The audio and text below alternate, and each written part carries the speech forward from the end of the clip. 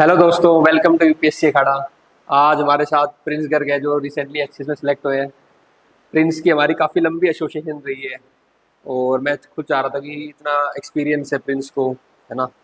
और ये आपके साथ शेयर करेंगे कैसे इसने जर्नी स्टार्ट की है, ताकि जो नए एस्पिरेंट्स हैं उनको एक प्रॉपर गाइडेंस मिले, क्योंकि आपको पता है प्रिंस यूपीएससी अखाड़ा पे हम यही ट्राई करते हैं कि रेलिवेंट क्वालिटी सिंप्लीफाइड बच्चों को रेलिवेंट गाइडेंस मिले।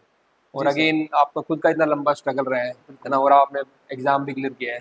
तो एक स्टेप बाय स्टेप हम बच्चों को बताते हैं कि भाई आप जब प्री स्टार्ट कर रहे हो, है ना, या जी। कॉलेज में हो या आजकल तो ट्वेल्थ की बात ही करने लग गए हैं, बिल्कुल सर, तो बिल्कुल। कैसे हम तैयारी को अप्रोच करें, क्या हमारी अप्रोच होनी चाहिए, है ना, क्या सोर्सेज फॉलो करें, कैसे हमें अपने उस स्टेप बाय स्टेप इंप्रूव करना है, ताकि एक जर्नी उनको मिस गाइडेंस ना हो, एक प्रॉपर गाइडेंस मिले उनको। नहीं सर, बिल्कुल। दोस्तों, फर्स्ट ऑफ ऑल वेलकम सबका। तो मैं बिल्कुल सर, मेरी भी यही सोच थी कि जैसा मेरी भी अपनी जर्नी रही है हाँ। और काफ़ी लंबी जर्नी रही है। तो उसमें मुझे भी था कि चलो, अब जो चीज़ें हमने फेस की हैं और जो चैलेंजेस फेस किए हैं या फिर जो भी हमने अच्छा किया है, तो वो दोनों ही चीज़ें जो नए एस्पिरेंट्स हैं उनके साथ शेयर की जाए, ताकि उनको चीज़ क्या रहे, आसान रहे। आसान होगी। ठीक है। तो बिल्कुल आज जो हम तीनों पहलू पे बात करते हैं सर, कि एक तो पहले जैसे प्रीलियम स्टेज है अपनी, मेंस है और फिर इंटरव्यू होती है। सो तीनों ही चीज़ों पे हम डिटेल में थोड़ा इनको एस्पिरेंट्स को गाइड कर सकते हैं, ताकि बिल्कुल। इनको भी आसान हो जाए आगे पेपर को क्रैक करना। ठीक है। तो फर्स्ट ऑफ ऑल सर, मुझे लगता है कि अगर बोर्ड यूज करना, आप बोर्ड थोड़ा हाँ फ्रेंडली जी, हाँ जी, बिल्कुल। करना, हाँ। तो सर, सबसे पहले तो मुझे लगता है कि जैसे मैंने भी फेस किया था, तो मेन बात है कि आपके बेसिक्स। ठीक है। तो जैसे सर हमने कॉन्सेप्ट्स पे बात करनी होती है, कॉन्सेप्ट्स क्लियर करने होते हैं, तो मैं सबसे यही बोलूंगा कि आपको जब तैयारी करनी है, तो मेन बात तो आपको किस पे ध्यान रखना है, अपने बेसिक्स पे ध्यान रखना है। कंसेप्चुअल क्लैरिटी जो है, ये सबसे ज्यादा जरूरी है। क्योंकि जब एक नया एस्पिरेंट आता है, जब हम भी तैयारी करना शुरू किया था हमने, तो हमारे मन में बहुत सारे डाउट्स थे, इतने सारे सब्जेक्ट्स हैं, ये एग्जाम है। सर, हमसे बात होती थी आपसे, तो हम यही कहते थे कि भाई कोई बात नहीं। आपने भी जैसे मुझे बोला कि धीरे धीरे एक एक सब्जेक्ट को हम कमांड करते चलेंगे। ठीक है। जैसे जैसे कॉन्सेप्ट क्लियर होंगे, आपका कॉन्फिडेंस बढ़ता है। तो सबसे इंपॉर्टेंट बात तो यही है कि सर, कि हम क्या करें, सब्जेक्ट्स को कमांड करना शुरू करें। जैसे आप लोगों ने अगर थोड़ा बहुत जानते हैं या फिर सुना होगा इस तैयारी के बारे में, तो मेन आपके 6-7 सब्जेक्ट्स होते हैं। तो मैं पहले तो ये बोलूंगा कि आपका जो स्टार्टिंग वाला समय होता है, जब आप प्रिपरेशन शुरू करो, तो पहले तो 6 मंथ्स आपको ज्यादा चीजों की तरफ ध्यान ना देते हुए, ये अपने दिमाग में पिक्चर ना क्रिएट करते हुए कि कैसे तैयारी, कैसे सिलेक्शन होगा, हम पीछे तो नहीं रह रहे, बाकी लोग कैसे कर रहे हैं, पेपर होगा नहीं होगा, ये बात दोस्तों बहुत बात की बातें होती हैं। ठीक है। पहले सबसे पहले इंपॉर्टेंट बात होता है कि हम जो सिलेबस है हमारा, उस पर हम थोड़ा बहुत एक बार बेसिक्स वाला स्ट्रॉन्ग होल्ड कर ले। ठीक है। जिसमें आप देख सकते हैं कि जो लोग थोड़ा बहुत, अगर आपके आसपास कोई मेंटर्स हैं, आप उनकी हेल्प ले सकते हैं, वो आपकी हेल्प कर देते हैं समय बचाने में। ठीक है। तो दूसरा, आप लोग खुद से भी एनसीईआरटीज वगैरह स्टार्ट कर सकते हैं पढ़ना। ठीक है। तो दोनों ही आपके पास ऑप्शंस रहते हैं इन चीजों को करने के लिए। सो सबसे पहला मेन तो मैं बोलूंगा कि 6 महीने तो आप अपने जो 6 to 7 सब्जेक्ट्स हैं, आप उनको कमांड करो धीरे धीरे। ठीक है। ये बात की बात होती है कि कितना स्कोर करना है पेपर में, कैसे अटेम्प्ट करना है, वो सब चीजें। ठीक है। तो जैसे सर आपका भी सब्जेक्ट रहा है ज्योग्राफी, तो हम डिस्कस किया करते थे, जैसे एनसीईआरटी से यूपीएससी क्वेश्चन पूछता है बहुत सारे, या फिर एचसीएस के अंदर भी क्वेश्चन आते हैं। तो अब ये +1 की जो एनसीईआरटीज हैं, आते तो हैं क्वेश्चन, बट अगर एक अननोन आदमी जो पहली बार पढ़ेगा, ठीक है, उसको नहीं पता लगेगा कि ये क्या है कॉन्सेप्ट। ठीक है। तो जैसे हम डिस्कस किया करते थे, आपने भी काफी हेल्प की कॉन्सेप्ट में। ठीक है। तो उसके बाद मुझे एक कॉन्फिडेंस आया कि भाई ज्योग्राफी के सब्जेक्ट के एटलीस्ट, ठीक है, अगर मान लीजिए कि 15 क्वेश्चन आ रहे हैं, तो मैं 7-8 क्वेश्चन पे मुझे ये था कि कॉन्फिडेंस आ गया भी, इतने क्वेश्चन तो मेरे हर हालात में सही होने वाले हैं पेपर में। तो इस तरह से जब आप धीरे धीरे हर सब्जेक्ट पे, ज्योग्राफी हो गया आपका, ठीक है, देन इंपॉर्टेंट सब्जेक्ट हम मानते हैं जैसे पॉलिटी हो गया, ठीक है, इकोनॉमिक्स हो गया आपका, तो ऐसे धीरे धीरे जो भी, जैसे हम सब्जेक्ट्स की बात करते हैं, हिस्ट्री, तो ये सारे सब्जेक्ट्स को आप कंसेप्चुअली पहले तो अपने कंट्रोल में ले लो। ठीक है। जब एक बार कंसेप्चुअली चीजें आपके दिमाग में आ जाती हैं, तो फिर प्रॉब्लम नहीं आती है आगे उसको इनहांस करने में। देखिए, क्योंकि ये जो बेसिक्स हैं, इसी पे आपका जो प्रीलिम्स है वो क्लियर होना है, इसी पे आपका मेंस क्लियर होना है, और इसी पे आपका आगे इंटरव्यू में आपकी हेल्प मिलेगी। ठीक है सर। तो सर, जैसा कि आप भी थोड़ा बताएं इनको कि जैसे ज्योग्राफी की हम थोड़ा सा बात करें अगर, तो एक एग्जांपल से आप इनको क्लियर कर सकते हैं कि जैसे कि सब्जेक्ट जो होता है उसमें कैसे हेल्प हो सकती है। तो प्लीज सर। जैसे प्रिंस ने बताया कि ज्योग्राफी एज ए सब्जेक्ट, अब हर बार बच्चे कहते हैं या बाकी ट्यूटर्स भी कहते हैं कि भाई एनसीईआरटी से सब आ जाता है ना। बात ठीक है, कुछ हद तक आता है, लेकिन होता क्या है उसमें से, जब प्रिंस ने बताया कि उससे निकालना क्या चीज है, तो एक तो होता है उसमें से एक्सट्रैक्ट करना। ठीक है, वो कहीं ना कहीं एक्सपीरियंस मैटर करता है। जैसे प्रिंस बता रहे थे कि हम डिस्कस करते थे, मैं उसको बताता ये चीज करनी है, इस पे एम्फेसाइज करना है, इसको ऐसे याद करना है। तो पहला बात होगी एक्सट्रैक्शन वाली, नए बच्चों को ये बात पता नहीं चल पाती, इसलिए एक मेंटर का रिक्वायरमेंट होती है, वो आपको बताए कि सर बीच एक्सट्रैक्ट में क्या मैं करना आपको रोकूंगा, है। मुझे बड़ा इंटरेस्टिंग सा एग्जांपल याद आया। ठीक है, तो जैसे ज्योग्राफी के अंदर ये लैंडफॉर्म्स वाला चैप्टर पढ़ते हैं। ठीक है सर, बहुत टफ है। हाँ मतलब जब पहली बार पढ़ा कुछ नहीं समझ आया। ठीक है, बट फिर जैसा कि आपने बताया अभी पूरा चैप्टर हमें ऐसा नहीं करना है कि उसकी डिटेल में जाना है। ठीक है, क्यों? अल्टीमेटली एग्जामिनर ने तो पूछने हैं कीवर्ड्स। ठीक है, वो सीधा पूछेगा कि जैसे हम विंड सिस्टम में पढ़ते हैं कि रिवर वैलीज क्या होती हैं, जो गॉर्जेस क्या होते हैं। तो आपने जैसे बताया कि ये कीवर्ड्स आप एक बार अपने साथ रख लो, अच्छे से समझ लो, देन इसमें दिक्कत नहीं आने वाली आपको। बिल्कुल। ठीक है, तो वही जैसा आप बता रहे हो कि एक्सट्रैक्शन वाला पॉइंट तो ये क्रिटिकल पॉइंट है। एक एक्सट्रैक्ट कर लो, उसमें मेन चीज, दूसरा उसको रिमेम्बर करना है, ये बहुत जरूरी है। ठीक है, क्योंकि मैं याद करने में बड़ा फोकस करता हूँ, क्योंकि चीजें अगर याद नहीं होगी ना आपको, तो उसमें क्या होगा, आप प्री में उसको रिकॉग्नाइज नहीं कर पाओगे, मेंस में लिख नहीं पाओगे। तो अपने को रिमेम्बर, चीजों को याद करना है।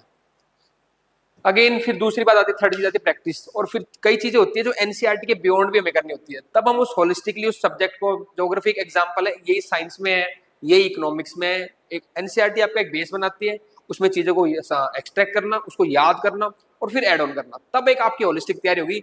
फिर चाहे पेपर कैसा भी आए, you are more comfortable in the exam. नहीं तो क्या होगा, इस बुक से आगे आपने कुछ पर्टिकुलर पढ़ा है तो आपका उस बार हो गया, अगली बार नहीं हो रहा है। तो हमारा जो रहता है पर्पस ये रहता है यूपीएससी खड़ा पे कि उसको होलिस्टिक तैयार कराएं और उसको याद ही करा दें बच्चे को। नहीं नहीं, बिल्कुल सर। दूसरा सर एक और चीज है आज के टाइम में, मुझे लगता है सर कि पहले अगर आप 14 या 15 से पहले की बात करें, तब लोगों के पास सोर्सेज नहीं हुआ करते थे। हाँ तब तो ढूंढते थे कि कहाँ से पढ़े। ठीक है, एक बहुत जीएस का मैनुअल आता था, सीनियर्स बताते हैं जिनसे बात होती थी, एक मोटा जीएस का मैनुअल होता है, उसी से पढ़ते थे सभी लोग। ठीक है, लेकिन अब उल्टा हो गया सर, मुझे लगता है बहुत कि ज्यादा हो गया। आज एस्पिरेंट्स को सबसे ज्यादा दिक्कत क्या है, उनको है कि आपका फ्लडिंग है कंटेंट की। आज आप देखिए भाई, एस्पिरेंट को मटेरियल इतना ज्यादा है कि वो पढ़ नहीं पाएंगे, अपनी जिंदगी में भी पढ़ नहीं पाएंगे, मुझे लगता है। बिल्कुल ठीक है, इतना मटेरियल। सो यहाँ पे क्या रोल आता है, यहाँ पे ये रोल आता है कि भाई एक एक्सपर्ट आदमी जिसने पहले प्रीलिम्स निकाला है, मेंस निकाला है, इंटरव्यू दी हुई है, ठीक है, वो आपको गाइड करे।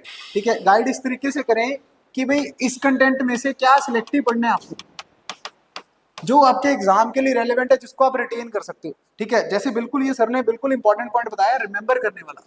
देखो हम, जो जनरली स्टूडेंट पहली बार आता है वो आराम से मजे से पढ़ता है, उसको आनंद आता है सर, क्योंकि नई चीज है। ठीक है, तो मजा तो आएगा। ठीक बिल्कुल है, क्योंकि पहली बार पढ़ रहे हैं, मजा आता है। लेकिन प्रॉब्लम क्या रहती है, पढ़ लेते हैं, फिर अगर 2 महीने बाद देखें तो सर फिर गायब है सब कुछ।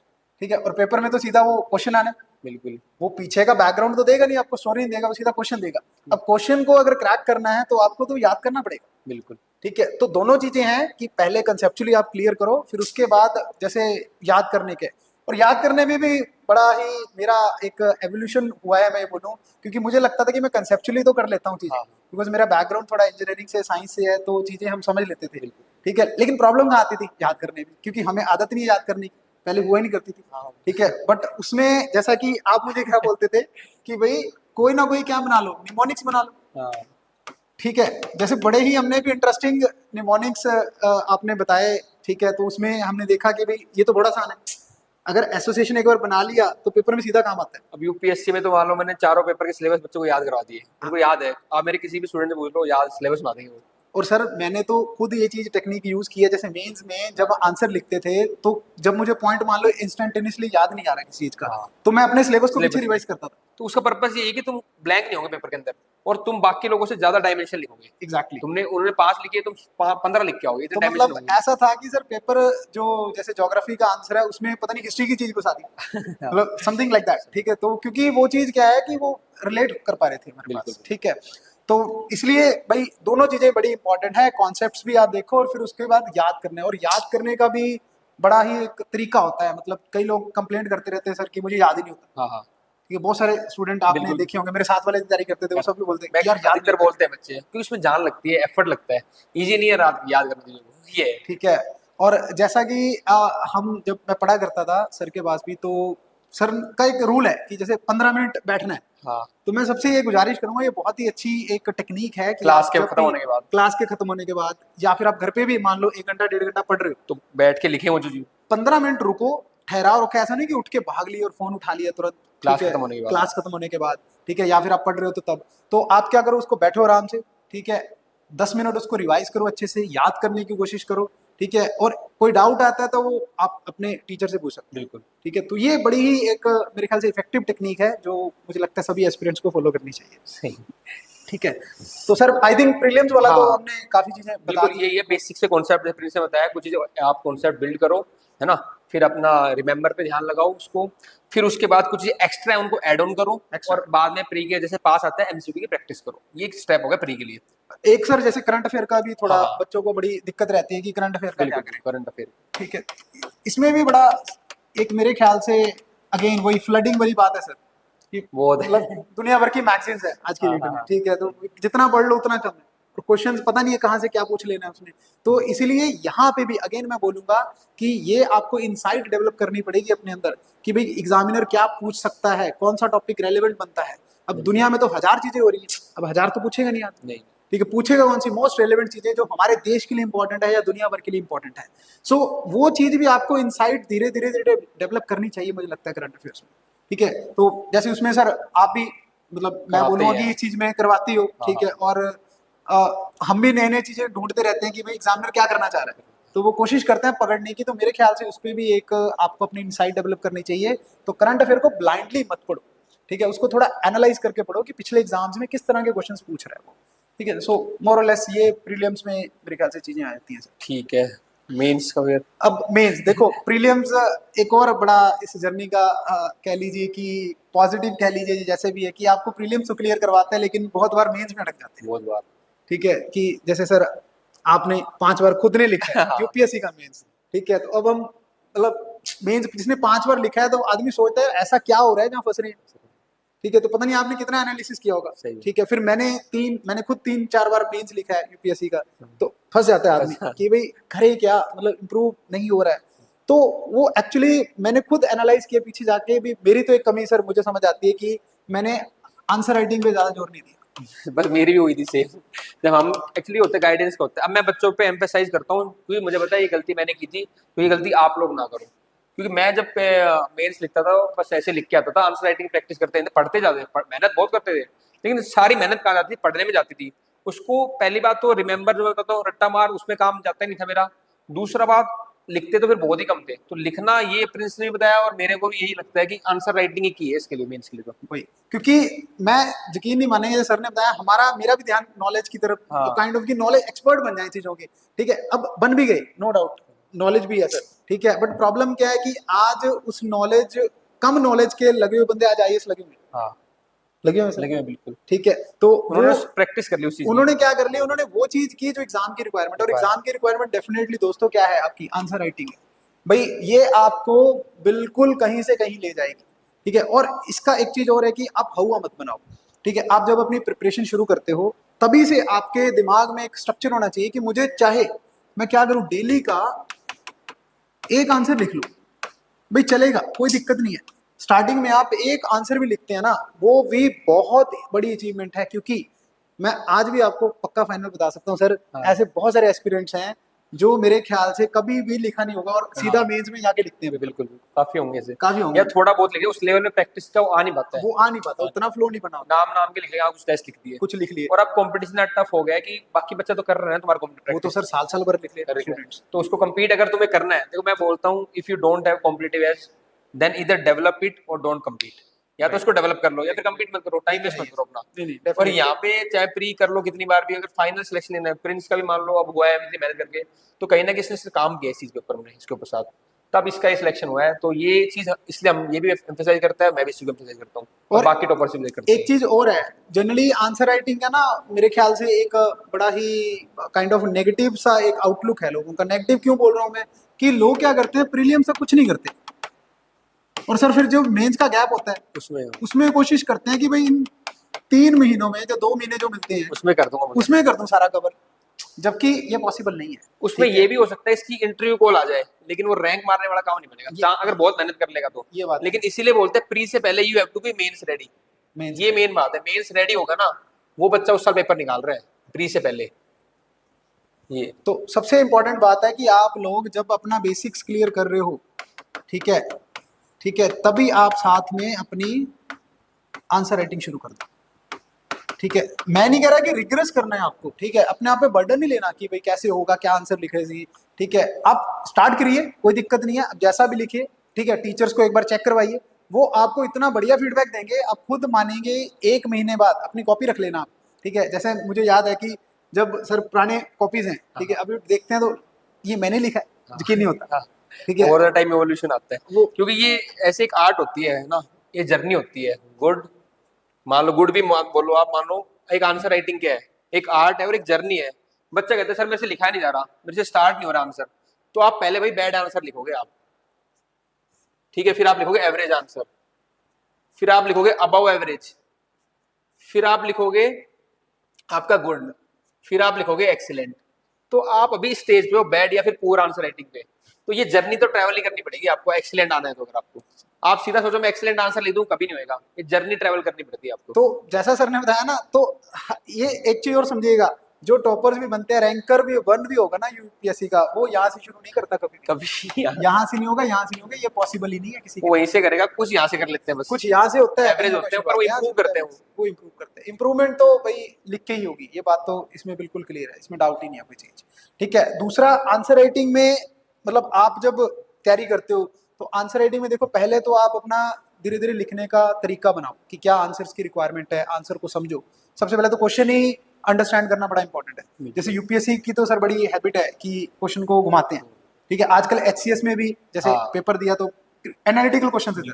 सबसे इंपॉर्टेंट आप बता दी प्रिंस ने, कि अगर आप डिमांड नहीं समझ रहे ना क्वेश्चन की, तो आप बिलो एवरेज मार्क्स एक्सपेक्ट करना अपने। सबसे इंपॉर्टेंट बात ये पहले तो, कि डिमांड समझो, जो आप बता रहे हैं क्वेश्चन क्या पूछना चाह रहे हैं। तो एनालाइज करें ताकि आप अपनी नॉलेज को बेस्ट यूटिलाइज कर पाओ उस क्वेश्चन की डिमांड के अकॉर्डिंग। हाँ, ठीक है, बहुत सारे स्टूडेंट्स क्या करते हैं सर, पेपर पूरा करके आगे लिखा, पेपर आगे पूरा करके आगे खुश हो जाते हैं, बहुत बढ़िया पेपर हो गया सर। सिलेक्शन नहीं हुआ फिर ठीक ये। है, सिलेक्शन नहीं हुआ।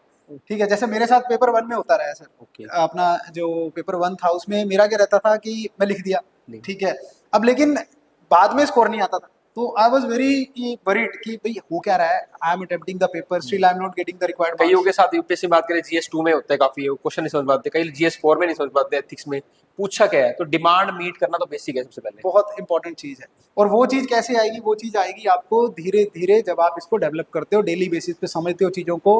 ठीक है, क्वेश्चंस प्रैक्टिस करते हो, ज्यादा से ज्यादा क्वेश्चन का आप ब्रेन स्टॉर्मिंग करते हो। एक चीज और कर सकते हो आप, जरूरी नहीं होता है कि आपको पूरा पूरा आंसर्स लिखना होता है। ठीक है, आप जब आपको लगे कि मेरी अच्छी खासी कमांड हो गई है, then you can go for brain brain, storming. बिल्कुल। ठीक है, कि प्रीवियस ईयर क्वेश्चंस को जाओ, देखो भाई यूपीएससी क्या पूछना चाह रही है, उसमें से कितने पॉइंट्स आपको आते हैं। ठीक है, अगर आपको मान लीजिए पॉइंट कम रह रहे हैं तो आप हेल्प ले सकते हैं एक्सपर्ट्स की, इसमें क्या है। बिल्कुल ठीक है, हाँ। आप इकोनॉमिक्स के जो फैकल्टी है उनसे पूछ ले।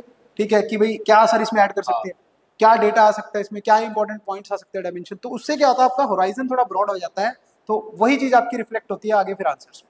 ठीक है, तो बहुत मैं इस चीज पे एम्फोसिस करूंगा सर अगेन एंड अगेन कि भाई अगर आपको मेंस में बढ़िया स्कोर करना है, रैंक लाना है, टॉप रैंकर्स में बनना है, तो भाई आंसर राइटिंग पे जोर दे दो, अपना टेस्ट लिखो अपने ज्यादा से ज्यादा। ठीक है, क्लासरूम जब होती है उसमें आप अपने आंसर्स लिखें डेली बेसिस पे। जरूरी नहीं है कि टीचर क्वेश्चन दे तभी लिखना है, आप लोग खुद भी तो खुद भी अप्रोच कर सकते हैं। कर सकते हैं, बिल्कुल। ठीक है, आप 1-2 क्वेश्चन लिख के लाइए, टीचर कोई मना नहीं करता सर। हाँ ठीक है, उनसे पूछिए, आप उनको व्हाट्सएप कर सकते हैं, आजकल तो ऑनलाइन का भी जमाना है सर। सही ठीक बात है, है। तो आप जैसा भी चाहे उसको बेस्ट यूटिलाइज कर सकते हैं। तो मेरी कोशिश ये है यहाँ पे बताने की कि आप लोग भाई अपनी तैयारी की आंसर राइटिंग जो वाला पार्ट है, जो मेंस वाला पार्ट है, वो साथ में चलाएं, इसको सेग्रीगेट मत करें। ये मत सोचे कि प्री के बाद हम देख लेंगे उसको, उसके बाद समय नहीं बचता है। ठीक है, तो वो फिर लक वाली बात आती है। ठीक है, अगर आपका होना है तो फिर हो जाना है, लेकिन आप अभी पूरे तैयार नहीं थे, मैं ये बोलूंगा कि सही अगर है, आपने आंसर राइटिंग की। बिल्कुल बिल्कुल। ठीक है, तो मेरे ख्याल से सर मेंस के लिए यही बातें हैं। हाँ यही है। और कुछ जो टूल्स होते हैं वो तो मैं बता ही दूंगा, कैसे आप और एनहेंस कर सकते हो अपनी answer writing, that are different things. हाँ, जैसे हम भी डिस्कस करते थे, जैसे हाँ, डेटा डालना है। ठीक है, हमने डायग्राम। जैसे बना लिए थे सर कि हाँ डेटा डालना है, डायग्राम्स डालने हैं, कोई फ्लो चार्ट डालना है। ठीक है, मतलब ये होता था कि आंसर हमारा ऐसा नहीं होना चाहिए कि सिर्फ हमने लिखा हुआ है, उसमें बस। एक ना एक फोटो डालनी है। हाँ हाँ। ताकि जो मोनोटनी है वो ब्रेक हो जाए। आपकी एग्जाम की जो इवेल्यूएटर है उसको भी देखो, वो भी इंसान है, ठीक है, उसको अगर लगेगा कि एक जैसा आंसर आ रहा है, एक जैसी चीजें हैं, तो बोर हो जाएगा, ठीक है। उसको आपसे स्पेशल लगाव तो है नहीं जो आपको एक्स्ट्रा नंबर देगा, तो नंबर क्या कैसे देगा उसको, जब लगेगा कि किसी ने कुछ डिफरेंशिएट होगी कॉपी डिफरेंट उस। किया है, ठीक बिल्कुल है। बिल्कुल। अगर 10 कॉपीज आ रही हैं तो 10 में से आपकी कॉपी में अगर आपने बढ़िया सा कोई मैप बना दिया इंडिया का, कुछ प्लेसेस दिखा दी, ठीक है, एक अच्छा सा कोई ग्राफ बना दिया आपने मान लीजिए, ठीक है, तो आपका आंसर अलग हो जाता है, बिल्कुल, ठीक है। इस पे भी काम करना बहुत जरूरी है। देन लास्ट ऑब्वियसली ये तो आपकी मतलब इस टाइम पे तो वी आर ऑलवेज लाइक कि भाई एक्साइटेड भी होते हैं, फॉर्चुनेट भी होते हैं, डर भी लगता है हाँ हाँ। कि भाई इंटरव्यू आ गई है, अब फाइनल स्टेज पे पहुंच गए हैं, अब हो जाए तो बहुत बढ़िया है, ठीक है। तो इसकी तैयारी तो देखो, मैं ये मानूंगा कि 2-3 चीजें इंपॉर्टेंट हैं, ठीक है। सबसे पहले तो मुझे लगता है कि ये जो अपनी प्रिपरेशन है, ठीक है, तो ये वाली जो आपकी प्रिपरेशन है ये पर्सनैलिटी टेस्टिंग की है, कि आपको अपनी पर्सनैलिटी इन्हांस करनी है।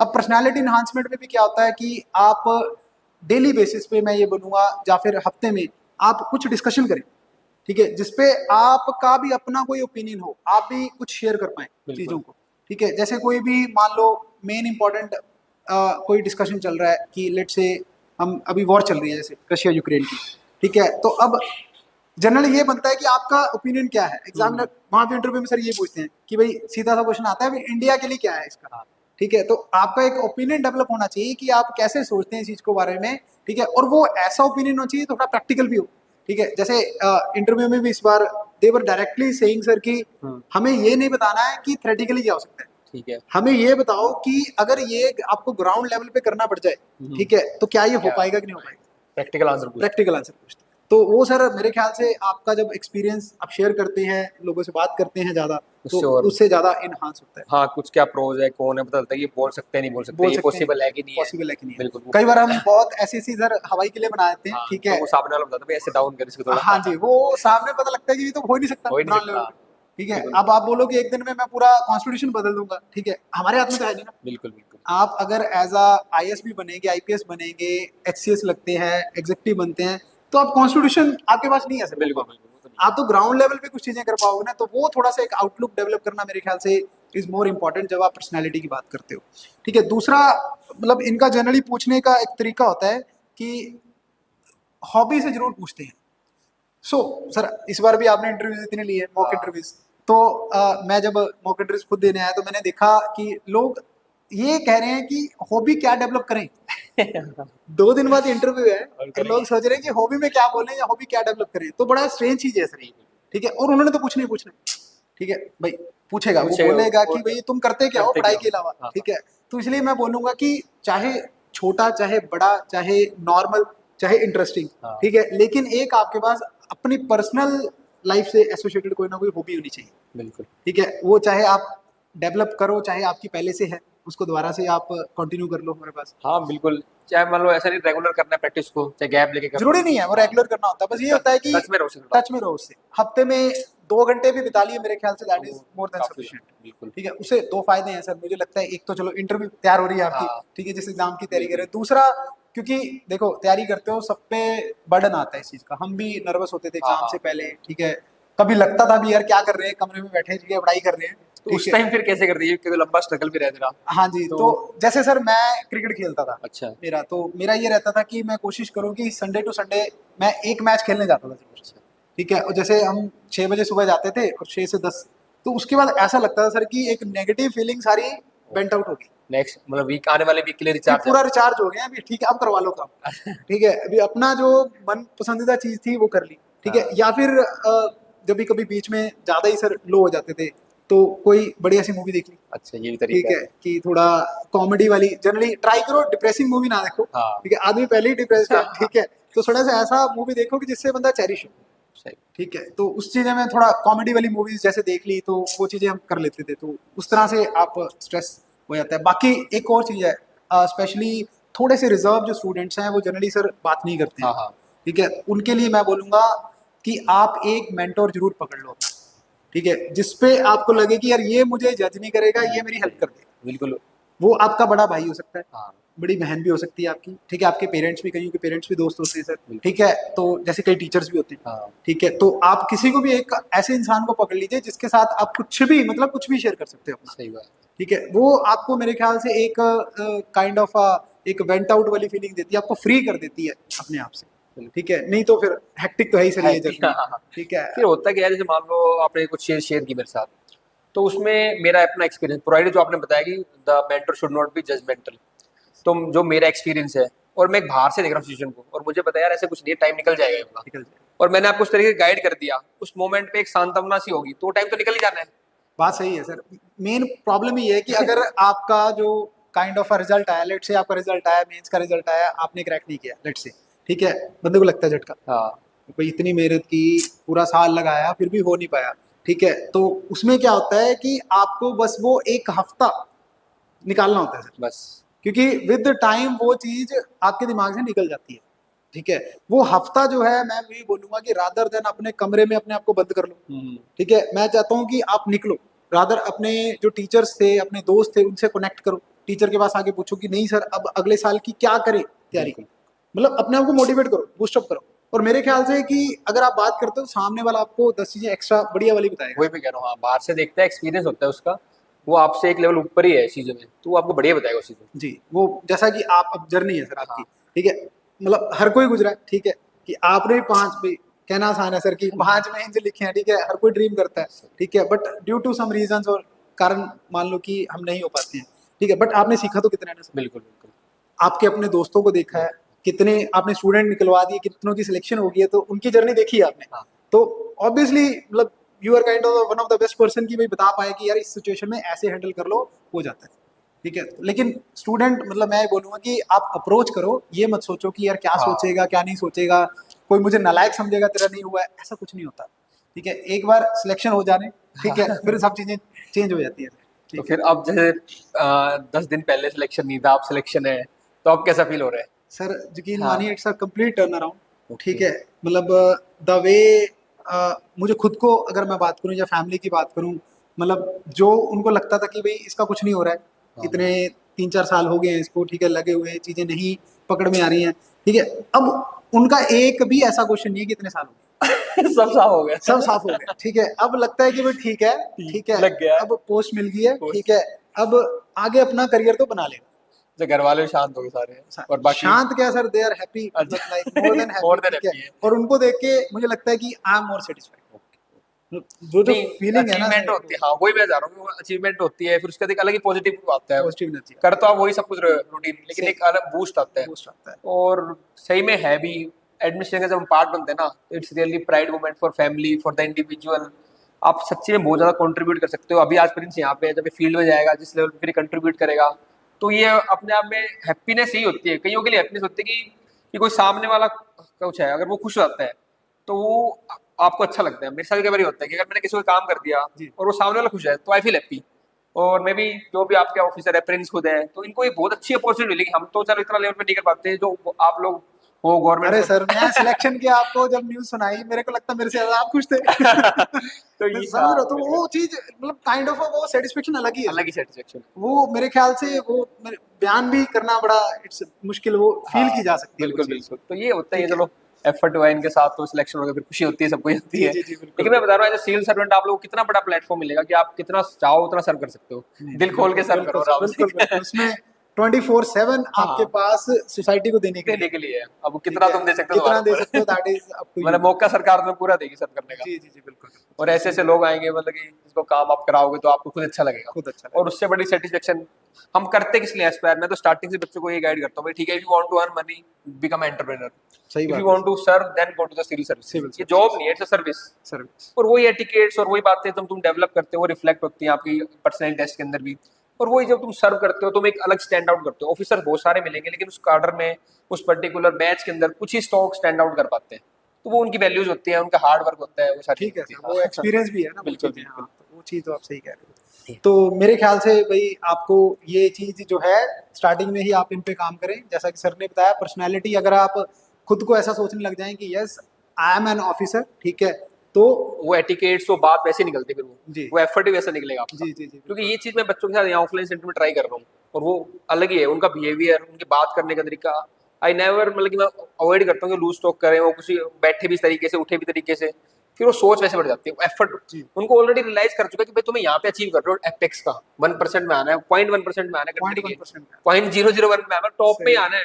तो उसके लिए तुम्हें उतने एफर्ट भी करने पड़ेंगे। Right right right sir. ये और मैं ये आपको बता देता हूँ कि ये जर्नी में बी डिफिकल्ट, बट इसका जो एंड पे जो रिजल्ट है ना, दैट इज वेरी स्वीट।